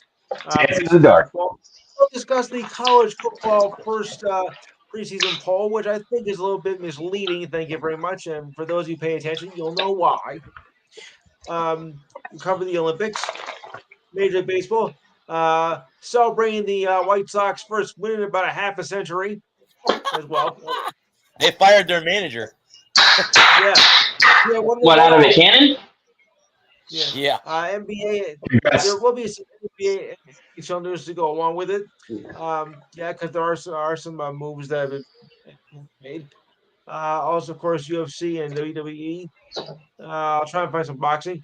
I'm trying to find some little league, but I might wait till after the Olympics are over because that's been taking a lot of time. But that is going on right now. It's August, folks. It's that time of year. Your thoughts and comments, of course, are always welcome. This week in sports history, the ridiculous sign of the week, which I think is going to be co-honored this week. Hint, hint. The best sports trivia. Do a good story of the week and this week in history. Of course, if I have time to do it all. Remember, the number is 512-5. Well, sometimes I run a little bit overboard. 512-543-4662 or 512 overboard. No, 512-543-4662. If you can spare me. All right, so remember that's Eastern time, by the way, 4 to 6 p.m. Because some of them get it wrong. Some think it's Central, some think it's the West, some people think it's in Bora Bora, but no, it's 4 to 6 Eastern time. Check your local listings. Yeah, there you go. Yes, for your own good. In good news, the Rays came back to beat the Cardinals. Yes, I saw that. Yes, they did. They came back and beat the Cardinals. Again, we'll be back here, guys, next Thursday. Talking sports topics. These three guys will be back with me next week. Thank you to our sponsors and our networks that have us on. Thank you to the first responders and the men and women of our armed services. We thank you for doing what you do. We wouldn't be doing this without you guys. Until then, guys, I am the sports nerd Bradley Walker. This has been the Walker Report. See you guys next week. Peace. Good night. Thanks for filming my barber stuff. I have no idea what you're doing. You have to be in the middle of everything I'm doing.